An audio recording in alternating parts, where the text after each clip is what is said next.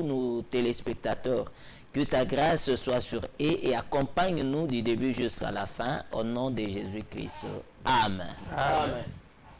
Je disais tantôt que nous sommes situés, pour ceux qui veulent suivre nos cultes, nous avons culte les mardis de 18h à 20h, les jeudis de 18h à 20h et le dimanche de 9h à 12h.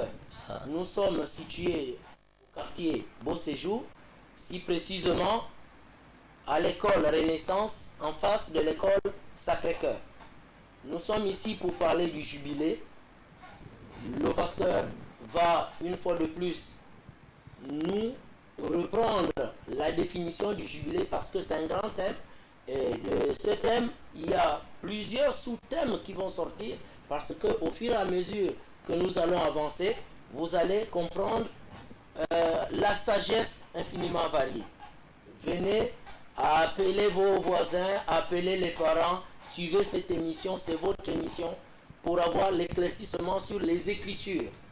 Je voulais dire sur la Bible.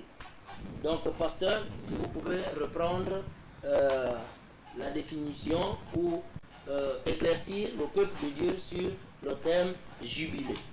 Merci beaucoup, vraiment que Dieu vous bénisse richement. Nous sommes en train de parler de jubilé.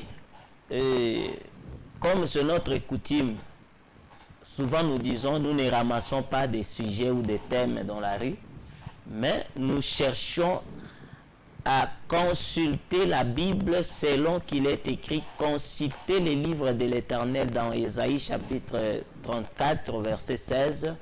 Consultez les livres de l'Éternel et lisez. Aucun d'eux ne fera défaut, ni l'un ni l'autre, car sa bouche l'a ordonné.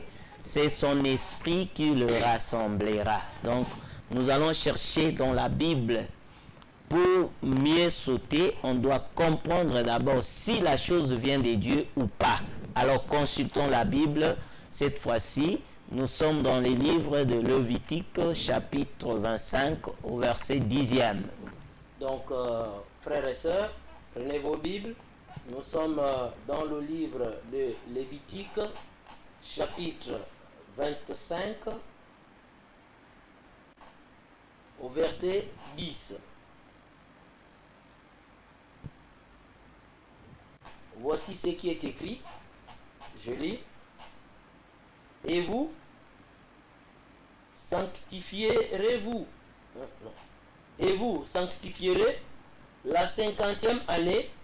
Vous publierez la liberté dans le pays pour tous ses habitants. Ce sera pour vous le jubilé. Chacun de vous retournera dans sa propriété et chacun de vous retournera dans sa famille. Amen. Amen. Donc, la Bible nous a bien dit et nous a bien défini le jubilé en disant c'est le retour à la liberté, retour dans sa famille. C'est ça le jubilé. Au préalable, parce que la semaine dernière, nous avions bien parlé en lisant d'abord Lévitique 25 à partir du verset 8, où la Bible avait bien déclaré que ce jour-là est annoncé au son de la trompette. C'est le son de la trompette qui annonce le jubilé. Et ce son de la trompette, ce n'est pas un son normal, mais c'est un son aigu, un son éclatant.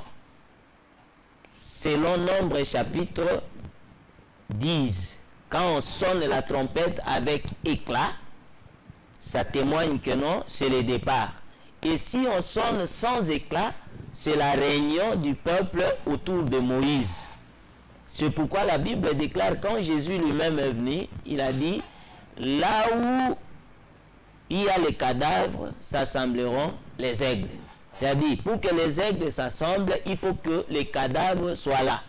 Alors, nous croyons que nous nous assemblons autour des véritables cadavres qui est Jésus-Christ. Parce que Jésus, aujourd'hui, c'est la parole. Et c'est autour de la parole que nous nous réunissons.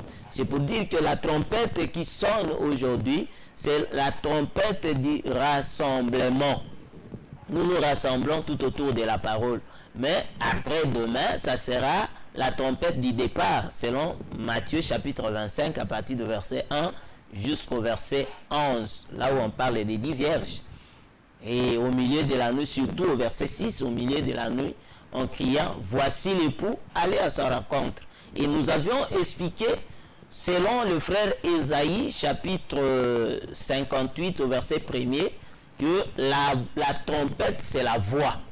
Et si la trompette est la voix, donc le frère Paul est venu dire que si par la langue vous ne donnez pas un son distinct, comment comprendra-t-on ce que vous dites? Ce qui veut dire qu'en réalité, la trompette, c'est la parole de Dieu. Et si c'est par la parole, nous avions compris que la parole de Dieu a un nom dans la Bible, selon Jean chapitre 11, verset 49 à 53. La Bible déclare par le souverain sacrificateur Caïphe qu'il fallait qu'un homme meure pour la nation. Non seulement pour la nation, mais pour rassembler en un seul lieu tous les enfants de Dieu dispersés. Donc, pour le rassemblement des enfants de Dieu, on a besoin de la mort d'un homme. Or, cet homme dont le frère Caïphe parlait, c'était Jésus. Donc, Jésus, c'est la trompette du rassemblement. Parce que quand il est venu, dans sa première venue, la Bible déclare que par lui-même, il dit, le royaume de Dieu ne vient pas de la manière à frapper au regard. C'est que il était la trompette sans éclat. Voilà pourquoi tout le monde ne pouvait pas croire à lui. Mais pour croire en Jésus, il faut d'abord être prédestiné. Ce n'est pas à tout le monde de croire en Jésus. Celui qui doit croire en Jésus, c'est seulement un prédestiné. Et si tu n'es pas prédestiné, tu verras que non, tout ce qu'on est en train de dire n'a rien à voir avec toi. Alors, nous continuons aujourd'hui parce que, en parlant du jubilé, nous avions dit que le jubilé en soi, c'est le retour à la liberté. Et pour que quelqu'un retourne à la liberté, il faut au préalable que la personne soit esclave. Et qu'est-ce qui fait que la personne soit esclave? Parce que nous avions lu, c'est important de répéter ce verset, Lévitique chapitre 25 au verset 55. Parce que là, on nous parle des esclaves et de leurs maîtres. Lévitique chapitre 25 au verset 55. Il est dit, c'est de moi que les enfants d'Israël sont esclaves. Ils sont mes esclaves. Je les ai fait sortir du pays d'Égypte pour qu'ils soient mes esclaves. Donc, en réalité, les enfants d'Israël étaient les esclaves de Dieu lui-même. Alors, étant les esclaves de Dieu, qu'est-ce qu'ils attendent? C'est la liberté. Bien, pasteur, nous avons une question. Ouais. Puisque-vous parler de la liberté pour nos frères et nos sœurs qui nous écoutent, puisque vous venez de parler des enfants d'Israël, mais pour ceux qui ne sont pas israélites, sont-ils aussi esclaves de Dieu? Ok, nous y arriverons. C'est une bonne question, une question pertinente. On commence d'abord par Israël. Pourquoi? Parce que Israël, c'est un peuple que Dieu a choisi sur la terre, selon Deutéronome chapitre 7, à partir du verset 7. L'Écriture dit, je n'ai pas choisi tout le monde, je vous ai choisi, non parce que vous surpassez tout le monde en nombre, mais c'est parce que je vais faire habiter mon nom en vous. Si vous lisez encore Psaume 147, verset 19 à 20, il est dit là-bas que non, Dieu a fait alliance avec Israël. Il ne l'a pas traité avec d'autres nations parce qu'ils ne connaissent pas l'Éternel. Donc Israël, c'est le modèle, Israël, c'est le miroir des gens qui ont marché avec Dieu.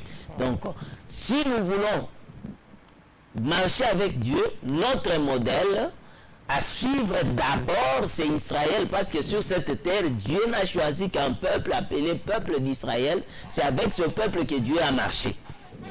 Voilà pourquoi on doit commencer par Israël et revenir sur nous, parce que nous ne sommes pas des Israélites selon la chair. Mais le frère Paul, en prêchant dans Romains, il a dit qui est juif? Ça, c'était une question qu'il a posée. Qui est juif? Un juif, en réalité, selon la chair comme ça, il y a des juifs, les habitants de Canaan, d'Israël, ils sont appelés des juifs. Mais quand nous arrivons sur le plan spirituel, la Bible nous appelle, nous qui avons reçu l'évangile, nous qui avons cru en Jésus-Christ, nous sommes des juifs spirituels. Donc nous sommes des juifs spirituels par rapport à l'évangile.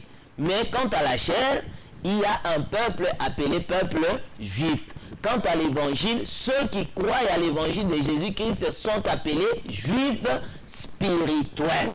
Donc, c'est comme ça. Alors, nous avions dit et nous le répétons que Dieu a marché avec Israël. Et d'après Lévitique chapitre 25 au verset 55, Dieu a dit que c'est de moi qu'Israël est esclave. Donc Israël est mon esclave.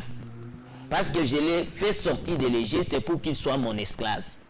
Alors, remarquez, pour que ce verset arrive jusqu'à nous, nous croyons d'après Romains chapitre 7. Romains chapitre 7, c'est important de rappeler ce verset. Vous qui nous suivez, Romains chapitre 7, nous allons lire le verset 18. Romains 6, 18, s'il vous plaît. Romains 6, 18. Le frère Willy va faire la lecture. Romains 6, 18. Donc nous lisons Romains 6, Oui, verset 18. verset 18. Ayant été affranchis du péché, vous êtes devenus esclaves de la justice. Voilà. Donc Israël était esclave de Dieu. Or, en réalité, Dieu, c'est la justice. Dieu est aussi appelé la justice. Maintenant, la Bible déclare que ayant été affranchi de la loi du péché, vous devenez esclave de la justice. Donc, celui qui suit Dieu, celui qui suit l'évangile de Jésus-Christ, il doit nécessairement être l'esclave de l'évangile. Donc, être l'esclave de l'évangile veut dire quoi? Servir l'évangile, obéir à l'évangile de la vérité. Celui qui n'obéit pas à l'évangile de la vérité, c'est qu'il n'est pas esclave de l'évangile, donc il n'est pas esclave de la justice. Donc, c'est pourquoi nous croyons que sur la terre, Dieu a marché avec Israël, il a fait d'Israël ses esclaves. Or, d'une manière générale, on est esclave quand on dépend de quelqu'un à 100%. C'est qu'on est esclave. L'esclave n'est pas indépendant. L'esclave, c'est quelqu'un qui est dépendant. Il dépend de la personne qu'il a acheté. De son maître. De son maître. C'est ça. Alors, si nous retournons un peu dans les jardins d'Éden, vous allez comprendre avec nous ensemble que quand Dieu a créé le premier homme, Adam, je vais vous informer que toute la terre, toute l'humanité est sortie d'Adam. Donc il n'y a personne qui est sorti hors d'Adam. Tout le monde est sorti d'Adam. Donc le premier à donner naissance à tout le monde, c'est Adam.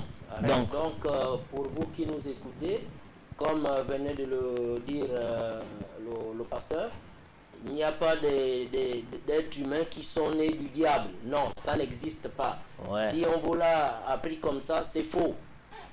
Tous nous sommes sortis d'Adam. C'est ça. C'est ça. Et c'est justifiable dans la Bible parce que si vous lisez Actes chapitre 17, Dieu dit par le prédicateur Paul que Dieu qui a créé les cieux et la terre, il a placé des limites sur la terre, il a fait que tous les hommes sortis d'un seul sang. Tous les hommes. Donc il n'y a personne qui n'est pas sorti d'un seul sang. Et ce sang-là, c'est le sang adamique. Donc Adam, c'est celui qui a donné naissance à tout le monde. Il n'y a personne sur la terre qui peut dire, moi je ne suis pas sorti d'Adam. Tout le monde est sorti d'Adam. Alors, étant sorti d'Adam, nous disons ceci, quand Dieu a créé Adam, il l'a placé dans les jardins d'Éden. Adam dans les jardins d'Éden était roi. Il était riche.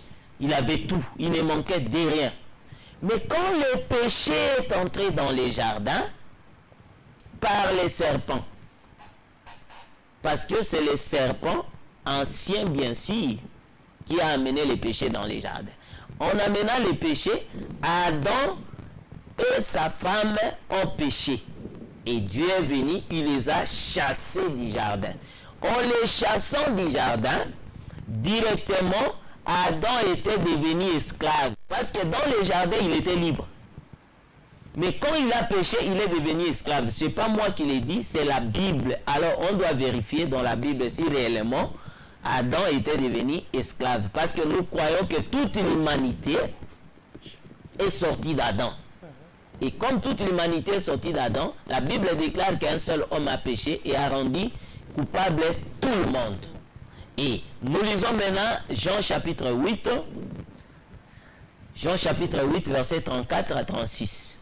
Écoutez Jésus lui-même qui témoigne. Donc nous sommes dans le livre de Jean, au chapitre 8, verset 34 à 36. 34 à 36. Prenez vos Bibles. Voici ce qui est écrit. En vérité, je vous le dis, Ouais. leur répliqua Jésus, quiconque se livre au péché, esclave du péché. Ah, Or, l'esclave ne demeure pas toujours dans la maison, le Fils y demeure toujours. ah, Si donc le Fils vous a affranchi, vous serez réellement libre. amen. Donc, le verset a bien expliqué, il a tout mis au clair. Donc, quiconque se livre au péché devient automatiquement l'esclave du péché. Amen. Donc, il n'est pas libre. Donc, celui qui pêche est l'esclave du péché. Maintenant, pour quitter cette étape-là, d'être esclave du péché, Jésus a donné une issue, une voie de sortie. Qu'est-ce qu'il a dit? Si le Fils vous affranchit, vous serez réellement libre. Donc, le Fils, c'est celui qui apporte le jubilé. Amen. Amen. Sans le Fils, il n'y a pas le jubilé. Parce que tout le monde a péché en Adam, le premier. Parce que c'est Adam qui a péché. Et en péchant, directement, cet homme Adam s'est rendu coupable. C'est qu'il était devenu esclave. Esclave du péché. Et étant devenu l'esclave du péché, il ne demeurait plus dans la maison. Parce que la maison d'Adam, c'était le jardin d'Éden. C'était ça sa maison. Et quand il a été chassé, c'est qu'il est devenu esclave du péché. Et qu'est-ce qu'il attend? Il attend seulement le jubilé pour retourner dans sa propriété. Et sa propriété, c'est quoi? C'est les jardins. C'est ça sa famille. C'est comme il y a un homme dans Marc chapitre 5. La Bible déclare Jésus traversa de l'autre côté, vers le territoire des Gadaréniens. Il a trouvé un homme dans les sépulcres. Et quand cet homme a vu Jésus, comme il était possédé, il a dit, Jésus, fils de Dieu très haut, qu'y a-t-il entre toi et nous? Tu es venu pour nous perdre. Notre temps n'est pas encore arrivé. C'est que le diable, tel qu'il est là, il sait que son temps n'est pas encore arrivé. C'est pourquoi je dis aux gens avec beaucoup plus de respect et d'amour que le diable lui-même sait que non, son temps n'est pas encore arrivé. Donc c'est inutile de le brûler dans des prières chaque fois. Parce que quand on le brûle, lui il sait que mon temps n'est pas encore arrivé. Il ne va pas mourir. C'est que vous vous dérangez pour rien parce que lui-même il sait que mon temps n'est pas encore arrivé. Alors, une question, pasteur. Vous avez dit que le jubilé, c'est le retour à la liberté. Ouais. C'est le retour dans sa famille Ouais. ou dans sa maison. Ouais. Vous avez parlé du jardin d'Éden. Alors, il y a plusieurs qui nous suivent. Est-ce que tous ceux qui vont croire à la parole du Seigneur Jésus-Christ vont retourner dans le jardin d'Éden? Merci beaucoup. Merci. Alors, nous disons ceci. Le jardin d'Éden, c'est un lieu de délices. C'est un lieu préparé par Dieu pour ses élus. Aujourd'hui, le jardin d'Éden, c'est la vie éternelle. Alors, celui qui croit à l'évangile de Jésus-Christ, c'est normal Parce que quand on croit à l'évangile de Jésus-Christ, on doit retourner à l'éternité. Mais quand on ne croit pas à l'évangile, on ne va pas retourner à l'éternité. Donc, le jardin d'Éden, aujourd'hui, ça s'appelle l'éternité ou le royaume des cieux. Et si on croit à l'évangile, on retourne au royaume. Comme Adam. Alors, je continue en disant ceci. Jésus a traversé, il a trouvé cet homme-là, et directement, il a menacé les esprits qui étaient dans cet homme. Parce que Jésus, avant de menacer et chasser ces esprits, il a dit, qui êtes-vous? Et les esprits ont dit, légion. Et en disant que nous sommes légion, directement, Jésus a menacé ces esprits. Ils sont sortis. Et l'homme devait retourner dans sa maison. Il devait retourner dans sa maison. C'est que, étant dans le sépulcre, il n'était pas chez lui. Alors, quand Jésus a chassé les mauvais esprits, il a fallu que cet homme retourne dans sa maison, retourne dans sa propriété, retourne dans sa famille. C'est qu'en d'autres termes, le jubilé, c'est la délivrance. Donc, quelqu'un qui est délivré, c'est-à-dire, il est maintenant libre. Amen. Parce que si on est en prison, c'est qu'on est esclave. Et directement, quand la délivrance vient, c'est ça le jubilé. La 50e année qui est annoncée par le son de la trompette. Pasteur, vous pas 70e année, pourquoi pas 60e année, pourquoi 50e année? Ok. D'abord, nous avons lu dans Lévitique chapitre. La Bible a parlé des semaines sabbatiques. Les semaines sabbatiques. C'est-à-dire quoi? Vous compterez 7 sabbats d'année qui vous feront 49 ans. C'est ça ce que la Bible a dit. Donc c'est une demande de l'Éternel. Oui, c'est l'Éternel lui-même qui a dit ça, qui a demandé aux gens de compter comme ça. Et qui vont compter, ce sont les esclaves. Celui qui va compter comme ça, c'est seulement un esclave. Si tu n'es pas esclave, tu n'arriveras pas à compter. Parce que tu vas compter les années pour voir. Tu sais que non, Dieu a établi la 50e année pour la liberté. Oh, pour Israël, c'était la 50e année physique.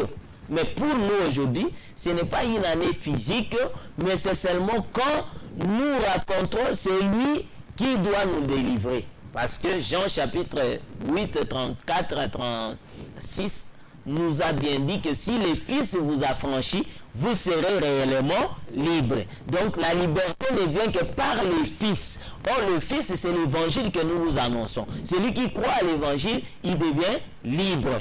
Alors, il y a une question. Oui. Mais les auditeurs demandent ici, dans Jean 8, 35 à 34 à 36, Oui. Ils seront réellement libres de quoi? Ok. Parce qu'on dit que tout homme est pécheur. Si on parle de péché, donc qui sera sans péché ou qui est avec le péché? Finalement, c'est ça, parce qu'on dit que tous sont pécheurs. Mais Ouais. Ils seront libres de quoi? Puisqu'il est question de retourner au jardin d'Éden. D'accord. Nous avions bien dit que quand Adam était dans les jardins, avant la chute, avant que le serpent vienne, Adam était sans péché. Et le péché vient quand on transgresse la loi. La transgression de la loi, c'est ça le péché. Parce qu'il faut comprendre aussi la définition du péché. Il y a beaucoup de gens qui parlent du péché, mais ils ne connaissent pas la définition du péché. Qu'est-ce qu'on appelle le péché? Le péché, c'est la transgression de la loi. Quand on transgresse la loi, on devient pécheur. Et une fois on est devenu pécheur, c'est qu'on devient esclave. Alors, Adam étant dans les jardins, avant le péché, il n'était pas esclave. Et directement, quand il a péché, il est devenu esclave. C'est la pause, mais nous allons continuer après quelques secondes.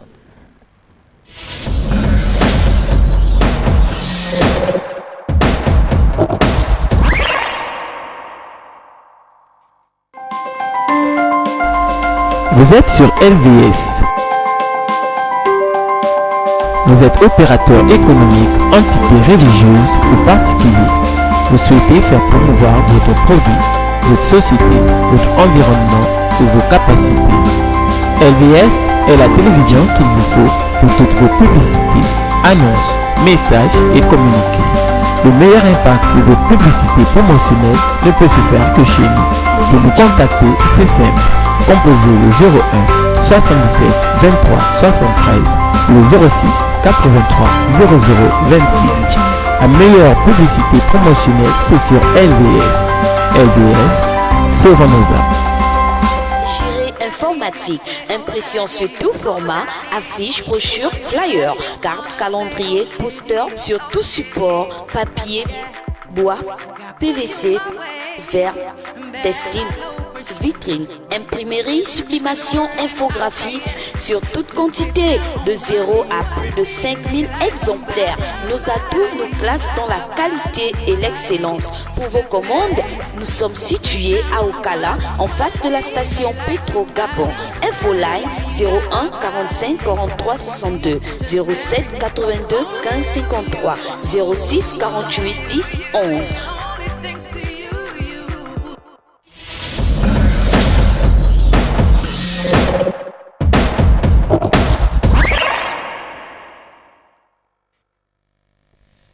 Bien, pour ceux qui nous prennent maintenant, nous sommes sur l'émission Le Temps d'éclaircissement, une émission de l'Église des Saints du Gabon. Pour ceux qui ne savent pas là où nous sommes situés, nous sommes au quartier Beau Séjour, à l'école Renaissance, en face de l'école Sacré-Cœur. Les jours de culte sont les mardis de 18h à 20h, les jeudis de 18h à 20h, et le dimanche de 9h à 12h. Le thème d'aujourd'hui, le jubilé. La semaine dernière, nous avons commencé et nous continuons sur ce thème, car à partir de ce thème, il y a plusieurs autres thèmes qui vont naître. Et nous allons comprendre plusieurs points où nous avions des zones d'ombre dans la Bible. Concernant ce thème, le jubilé, nous allons pouvoir éclaircir plusieurs d'entre nous. Donc nous revenons au pasteur Béni.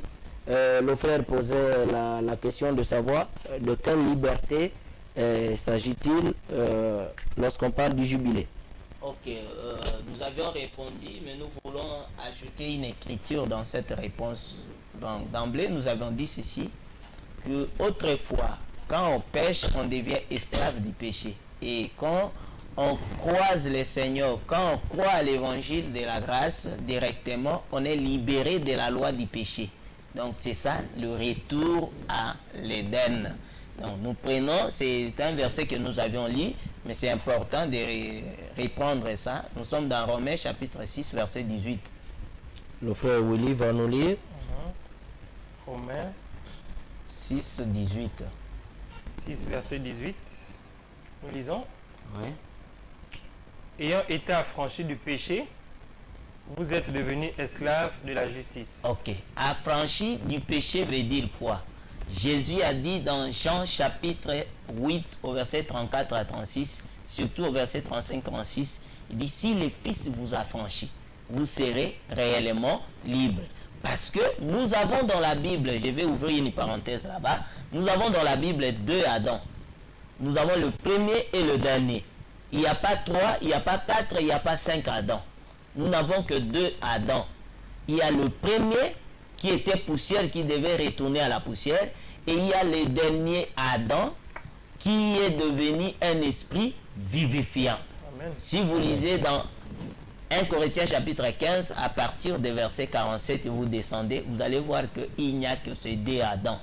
Alors le premier Adam a amené l'humanité à la mort, au péché. Mais le dernier Adam, quand il est venu, c'est pour ressusciter ceux qui étaient morts en premier Adam. Donc Jésus-Christ, voilà pourquoi il dit, si le Fils vous affranchit, vous serez réellement libre. Mais aujourd'hui, même dans les églises, nous avons des esclaves. Même dans des églises, parce que quand on croit à une loi, on devient esclave de cette loi. Comme Israël était esclave d'une loi. La loi venant de Dieu. Et aujourd'hui, dans les églises, laisse-moi vous dire que quand on est dans l'ignorance, on est esclave de l'ignorance. Celui qui est dans l'ignorance, il croit servir le vrai Dieu, mais dans l'ignorance, il est esclave. Il n'est pas libre. Or, il n'y a qu'un seul évangile qui rend quelqu'un libre. C'est l'évangile de la grâce, c'est l'évangile éternel que nous vous présentons. Amen. Sans cet évangile, il n'y a pas la liberté. Et cet évangile ne traite que de Jésus seul. Il n'y a pas de mélange. Il n'y a pas de mélange. Donc, prenons par exemple quelqu'un qui va à l'église. On lui dit, bon, on doit faire une prière de délivrance pour toi, mais il faut apporter de l'eau dans un gobelet. Et c'est avec cette eau-là que nous allons te délivrer. En réalité, quand tu acceptes des pareilles pratiques, tu es esclave. Pourquoi? C'est pas moi qui l'ai dit. La Bible dit ceci dans Actes chapitre 4 verset 12. C'est important de lire ça. Parce qu'il y a des gens aussi qui utilisent des cornes aujourd'hui, disant que c'est la trompette. Vraiment. C'est avec ça qu'on doit te délivrer. Tu es là et, entre guillemets, un homme de Dieu prend une trompette, il commence à sonner pour ta délivrance. En réalité, tu es esclave parce que tu es ignorant. Ça ne peut pas te délivrer. Il n'y a pas la délivrance dans ces choses-là. Alors, on nous cherche Actes chapitre 4, verset 12. On va lire ça ensemble et comprendre Actes chapitre 4, verset 12. C'est très important de comprendre comme ça. On va lire Actes 4, verset 12. Verset 12, il est écrit: il n'y a de salut en aucun autre, car il y a sous le ciel aucun autre nom qui a été donné parmi les hommes par lequel nous devions être sauvés. Il y a du salut en aucun autre nom. Amen. On n'a pas cité ce nom-là. On a dit seulement il y a du salut en aucun autre nom sur cette terre. Et il n'y a aucun autre nom qui nous a été donné. Pasteur, pendant que vous parlez de la trompette, il y a un frère qui a envoyé une question là, parce que dans leur église, pour avoir le Saint-Esprit, le pasteur doit prendre la trompette et souffler à l'oreille pour avoir le Saint-Esprit. Est-ce que c'est une bonne pratique? Est-ce que c'est comme ça qu'on doit acquérir le Saint-Esprit? Ok, c'est une question pertinente pour notre frère. Nous allons répondre à ça, mais avant de répondre à ça, nous cherchons d'abord le nom que Actes chapitre 4 a caché. Ce nom-là. Nous devons chercher ce nom. Nous sommes dans Philippiens chapitre 2. Philippiens chapitre 2. Nous lisons le verset 7. Philippiens 2, verset 7. Lisons. Oui. Philippiens chapitre 2, verset 7. En descendant jusqu'à même à 10. Mais s'est dépouillé lui-même en prenant une forme de serviteur. Oui. En devenant semblable aux hommes, ayant paru comme un simple homme. Oui. Il s'est humilié lui-même en se rendant obéissant jusqu'à la mort, même jusqu'à la mort de la croix. C'est pourquoi aussi Dieu l'a souverainement élevé. Oui. Il lui a donné le nom qui est au-dessus de tout nom. Amen. Afin qu'au nom de Jésus, tous genoux fléchissent dans les cieux et sur la terre. Et sous la terre, et que toute langue confesse que Jésus-Christ est le Seigneur, à la gloire de Dieu le Père. Amen. Donc vous voyez, le nom que Actes chapitre 2 verset 12 a caché, Philippiens chapitre 2 verset 10 nous a révélé ce nom. Il dit afin qu'au nom de Jésus, tous genoux fléchissent. Donc ce n'est pas question de prendre de l'eau ou de prendre les tisanes. Vous venez avec ça à l'église, avec toutes les pratiques que vous faites pour dire que non, ça c'est pour la délivrance, ça c'est pour rendre quelqu'un libre. Non, c'est seulement le nom de Jésus qui a cette capacité de délivrer. Il n'y a aucun autre nom. Oui, mais pasteur, mais de nos jours, il y a des hommes de Dieu qui délivrent dans le sang, le feu. C'est quoi tout ça? C'est pas des bonnes pratiques alors? Il faut d'abord vérifier la Bible. La Bible a dit aucun nom ne nous est donné par lequel nous pouvons être sauvés. Et Philippiens a dit c'est le nom de Jésus. C'est avec ce nom-là que tout genou. Et quand on parle de tout genou, nous voyons les maladies, nous voyons les mauvais esprits. Et puis on a dit au ciel, sur la terre et sous la terre. Donc c'est ça le nom. À part ce nom de Jésus, il n'y a aucun autre nom, mes bien-aimés. Alors je reviens maintenant en ce qui concerne le Saint-Esprit. Il faut d'abord comprendre, le Saint-Esprit c'est quoi? Parce que beaucoup de gens ne comprennent pas. Ils parlent du Saint-Esprit, Saint-Esprit. Ils croient que non, quand je suis à l'église, et il y a eu une sensation, c'est ça le Saint-Esprit. Non, non. Il faut d'abord comprendre ce qu'on appelle le Saint-Esprit. Jésus lui-même a dit, il est avantageux que je m'en aille. Parce que si je reste avec vous, vous ne serez pas revêtus d'une puissance. Il est vrai, le Saint-Esprit c'est une puissance de Dieu. Alors, comment recevoir le Saint-Esprit? D'abord, Jésus a dit dans Jean chapitre 6, il dit, la parole que je vous ai dite, j'aime ça. Jean chapitre 6, il dit, la parole que je vous ai dite est esprit et vie. Donc la parole c'est l'esprit. Amen. Donc quand on n'a pas la parole, on n'a pas l'esprit. Ah, mais pasteur, puisque le frère, quand il envoie sa question, il dit dans son église, on prend la trompette, et on vient, on souffle à ton oreille et tu as le Saint-Esprit. Ça, ce sont des pratiques mystérieuses, des pratiques diaboliques. Parce que, lisez bien dans la Bible, je prends d'abord l'ancienne alliance. Dieu a dit à Moïse, convoque les 70 anciens. Vous viendrez vous tenir au bas de la montagne, je prendrai l'esprit qui est en toi et je le répandrai dans tous ces anciens-là. Dieu n'a pas utilisé la trompette. Il a dit à Moïse, prends la trompette, tu vas souffler, tu vas sonner la trompette aux oreilles de ces anciens-là pour recevoir le Saint-Esprit. Il n'a pas fait ça. Le jour de Pentecôte, nous n'avons jamais vu Dieu descendre du ciel avec la trompette et commencer à souffler aux oreilles de ceux qui étaient dans la maison pour recevoir le Saint-Esprit. Et la Bible déclare dans Actes chapitre 8 que le frère Philippe est allé à Samarie. Arrivé à Samarie, il a prêché l'évangile, il a baptisé les gens, mais il n'avait pas reçu le Saint-Esprit. Pierre et Jean, quand ils sont descendus, ils ont imposé les mains. Vous voyez? Ils ont imposé les mains sur ces gens-là et ils ont reçu le Saint-Esprit. Il n'y a aucune autre pratique pour recevoir le Saint-Esprit si ce n'est de l'imposition des mains. C'est ça ce que la Bible déclare. Donc on reçoit le Saint-Esprit aujourd'hui par l'imposition des mains des ministres mandatés. Amen. Il n'y a pas une autre pratique, non. Prenez ceci, ou bien il y a des répétitions aussi. Bon, tu vas répéter Jésus 7 fois. Après avoir répété Jésus 7 fois, tu auras le Saint-Esprit. Ça, ce sont des pratiques propres aux ignorants. Quelqu'un qui n'a pas l'évangile, alors on doit l'amener comme ça. C'est ce que la Bible déclare dans Osée, que mon peuple périt faute des connaissances. Oui, quand on n'a pas la connaissance. Oui, mais pasteur, il y a bien sûr un passage biblique qui appuie leur façon peut-être de penser. Dans Jean 20, verset 22, je crois, si vous connaissez 21, Oui. vous vous rappelez du passage.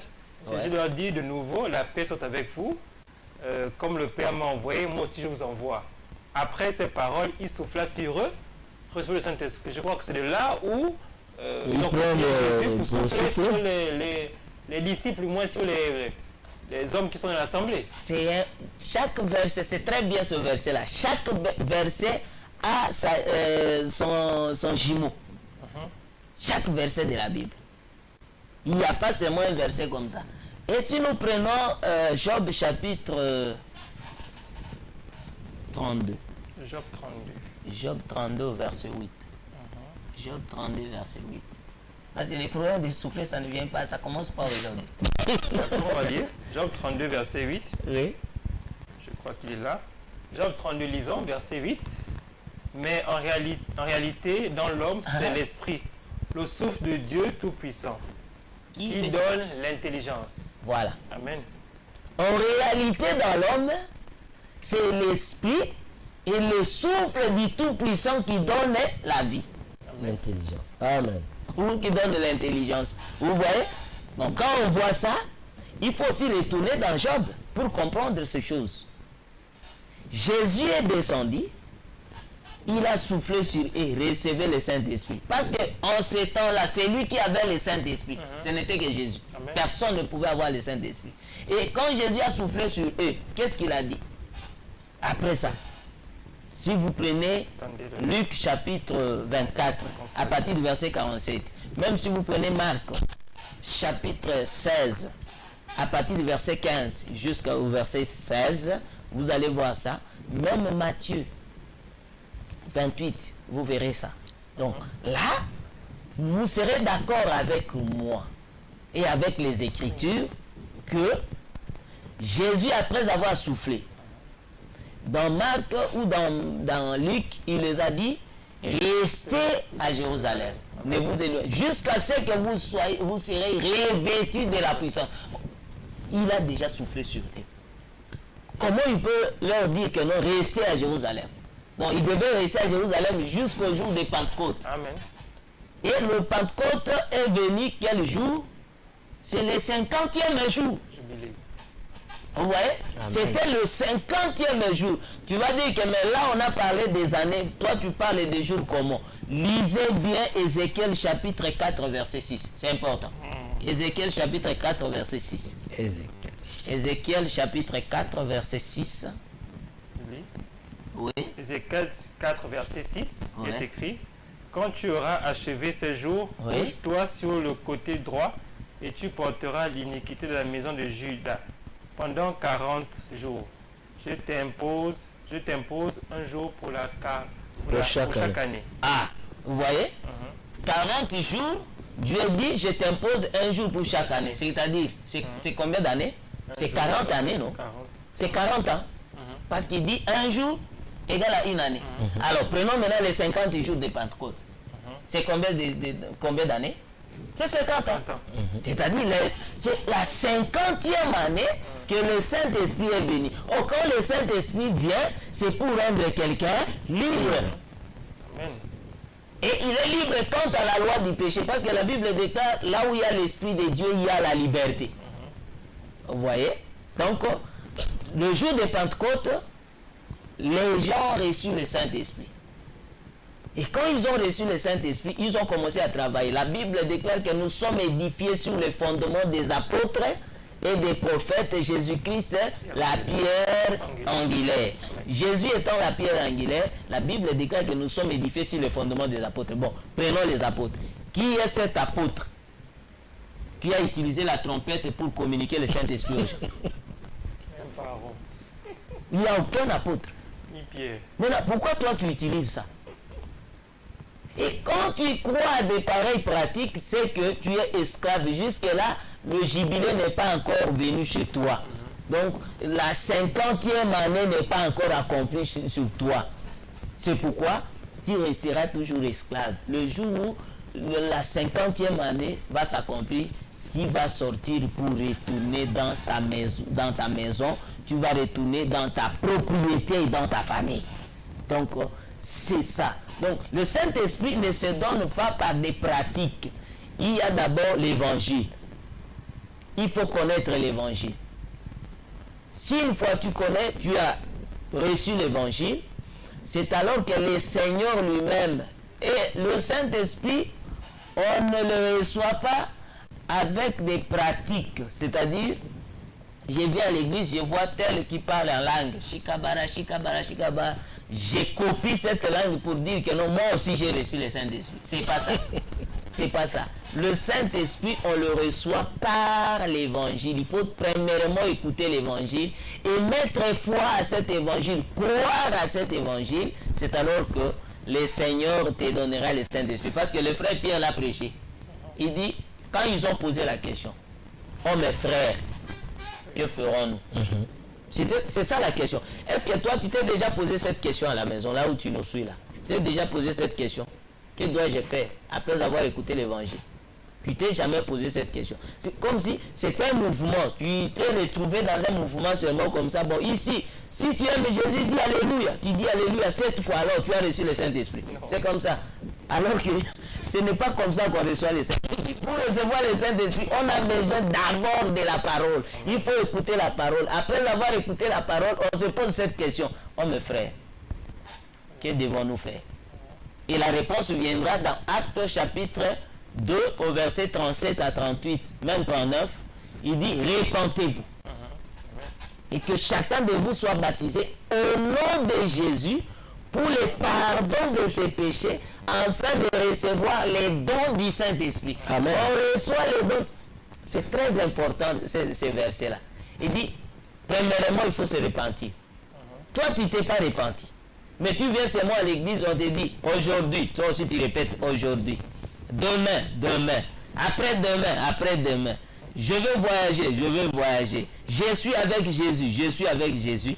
Et tu crois que non, en faisant ça, c'est ça, recevoir le Saint-Esprit. Non. On reçoit le Saint-Esprit après avoir entendu la parole de la vérité. Et cette parole, après avoir l'écouté, il faut croire à ça. Se repentir, être baptisé au nom de Jésus-Christ, pas dans la piscine. Dans les eaux qui coulent.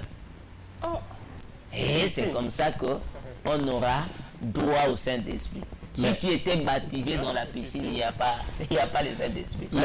Mais pasteur, vous savez que nous sommes dans le modernisme. Vous pouvez avoir une rivière qui est peut-être à 50 km alors que les gens veulent prendre le baptême. On construit une piscine et puis vous pouvez baptiser dans la piscine. C'est pas la première fois dans la Bible, c'est passé aussi. Acte chapitre 8, il est écrit, l'eunuque éthiopien marchait, n'est-ce pas? Et Dieu a envoyé Philippe, chemin faisant, ils ont trouvé de l'eau. Et il a dit, je vois de l'eau. Philippe lui a dit, si tu crois de tout ton cœur, cela est possible. Il dit, je le crois. Il a été baptisé. Mais qu'allez-vous dire pour tous ceux qui ont pris le baptême dans les piscines? C'est en dehors de la parole, ceux qui n'ont pas le Saint-Esprit et ils n'hériteront pas le royaume de Dieu s'ils ne se répandent pas. Mais il faut même des miracles, pasteur. Faire des miracles, le diable aussi les fait. Les miracles, le diable les fait. Et il les fait pour impressionner les gens. Lisez Matthieu chapitre 24. Vous allez voir que non, l'apparition de ce faux Christ se fera avec des miracles, des prodiges mensongers. Donc le miracle, ce n'est pas ça la garantie. La garantie, c'est l'évangile. Avoir l'évangile qui te permet d'avoir le Saint-Esprit. C'est ça. Vraiment, que Dieu vous bénisse. Je crois que le temps nous fait défaut. On va continuer. Chers téléspectateurs, donc vous avez été édifiés sur le jubilé et nous avons pris une brèche pour le frère qui a posé la question de savoir comment recevoir le Saint-Esprit. Vous avez eu un éclaircissement sur comment recevoir le Saint-Esprit parce que plusieurs d'entre nous sont passés par des chemins où on prend la trompette, on souffle sur toi, ou bon, on te baptise dans une piscine parce que vous êtes éloigné d'une rivière qui coule. Donc vous avez été édifiés désormais, s'il vous plaît, pour les frères et les sœurs qui nous écoutent. Si vous avez été baptisé dans une piscine, il vaut mieux reprendre votre baptême et faites ce que l'homme de Dieu venait de conseiller, c'est biblique. Il faut d'abord premièrement écouter l'évangile du Seigneur Jésus-Christ, ensuite se repentir et le Seigneur lui-même il vous fera grâce du Saint-Esprit. Donc nous sommes sur l'émission Le Temps de l'éclaircissement. C'est l'église des Saints. Venez, nous sommes situés au quartier Beau Séjour dans l'école Renaissance en face de l'école Sacré-Cœur. Les jours de culte, c'est le mardi de 18h à 20h, le jeudi de 18h à 20h et dimanche de 9h à 12h. Que le Seigneur vous bénisse. Shalom. Je ne suis qu'un pèlerin, oui, sur cette terre. Je viens contempler la gloire divine qui se manifeste dans ces créatures.